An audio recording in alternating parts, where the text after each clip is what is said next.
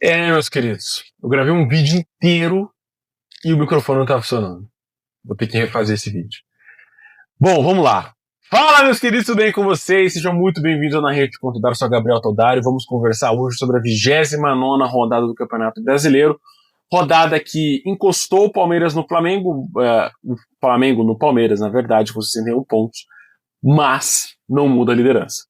Vamos falar também sobre o Mirassol, que venceu, goleou, amassou o São Paulo no Maião por 3-0, e a vitória surpreendente do Vitória, que venceu o Santos por 1-0, além das rapidinhas, e também uma breve passada sobre a tabela do Campeonato Brasileiro.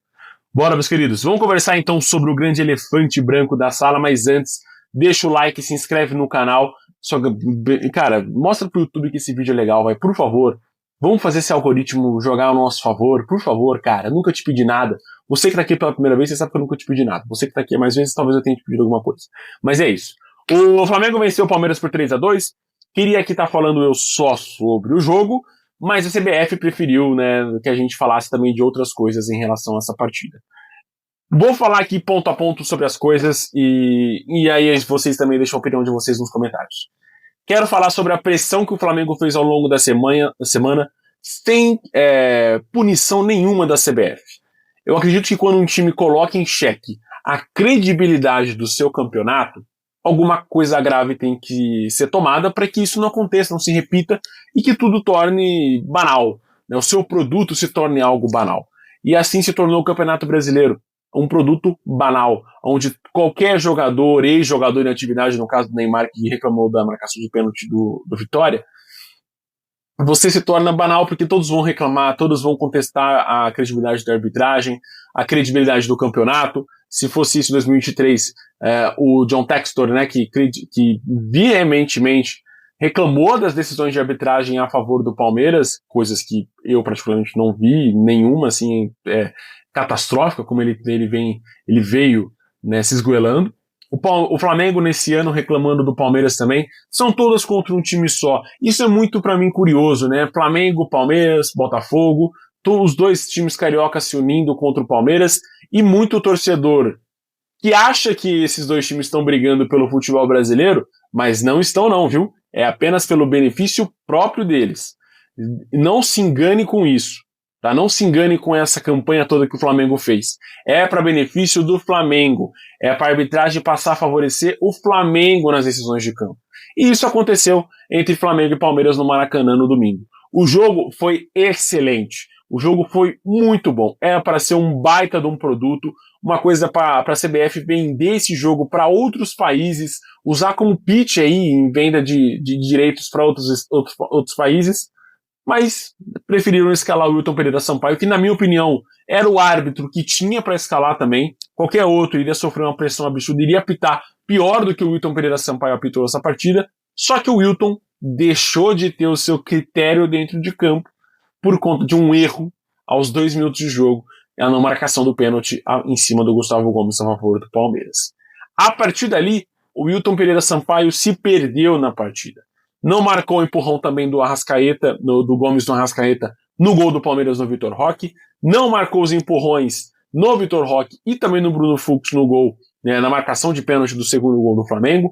Então você percebe, e não marcou as duas grandes faltas que tiveram no último minuto do jogo, onde o Palmeiras tinha passado do meio de campo, eram os últimos homens ali que estavam fazendo as faltas em cima do ataque do Palmeiras e não aconteceu nada. Ele preferiu acabar o jogo porque ele falou, pelo amor de Deus, deixa eu acabar essa partida, senão eu vou me comprometer ainda mais. Isso aconteceu e assim, cara, eu fico muito triste que a gente tem sim bons árbitros. Rafael Claus é um deles, que eu consigo lembrar nesse momento, mas você vê que ele não pode apitar essa partida porque ele é um árbitro paulista, infelizmente. Eu acho que nesses momentos a gente podia ter uma arbitragem mista, tanto paulista quanto carioca no jogo, para equilibrar as coisas, né? E realmente o melhor árbitro que você tem no seu plantel a apitar essa partida. O Flamengo venceu o Palmeiras com méritos, porque soube aproveitar os erros do Verdão, mas o Palmeiras também foi muito bem em campo. Conseguiu fazer 2 gols, conseguiu jogar bem, e não é essa catástrofe toda como o torcedor, o Palmeiras pintando aí pro time entregar com os LDU, porque não quer enfrentar o Flamengo numa final de Libertadores. Eu acho que numa final de Libertadores, campo neutro e arbitragem neutra, cara, para mim eu acho que isso aumenta grande chance da gente ter um excelente jogo de futebol nessa final de Libertadores.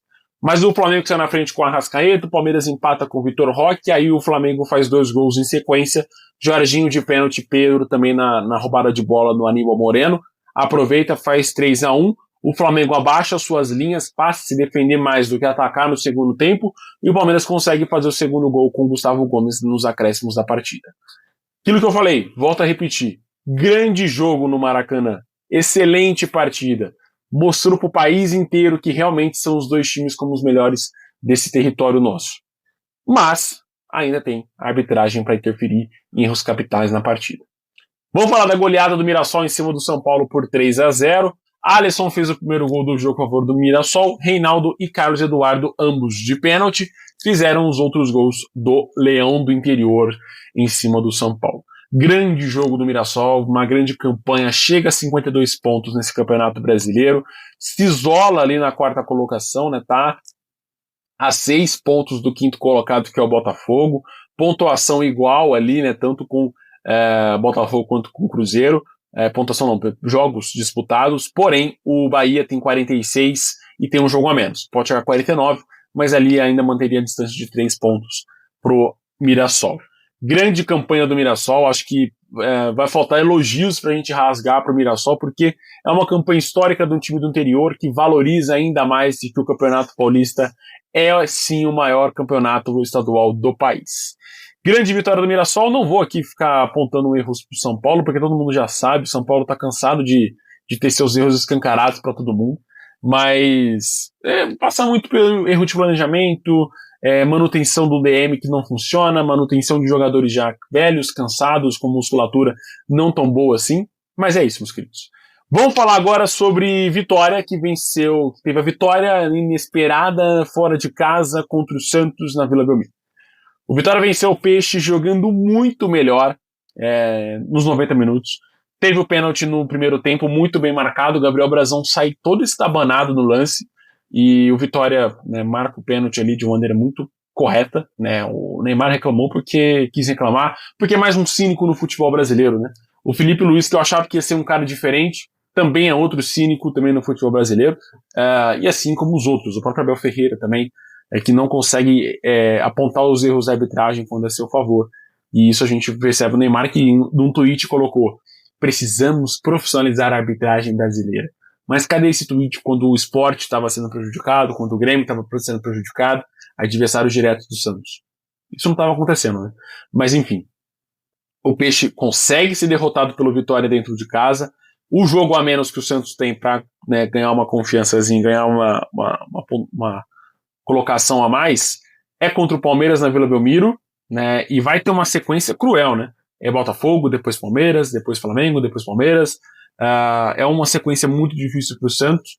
E depois Mirassol ainda dentro de casa também, onde o Santos pode passar 6 jogos assim e vencer. Eu acho que isso é impossível de acontecer. Eu acho que o Santos vai vencer nesses jogos. Mas se acontecer isso, o Santos pode cair muito na zona de rebaixamento. A gente está falando de 6 jogos, 18 pontos disputados. Vai faltar ali 4 jogos para o Santos disputando o Campeonato Brasileiro. 5 jogos, perdão, para o Santos disputando o Campeonato Brasileiro.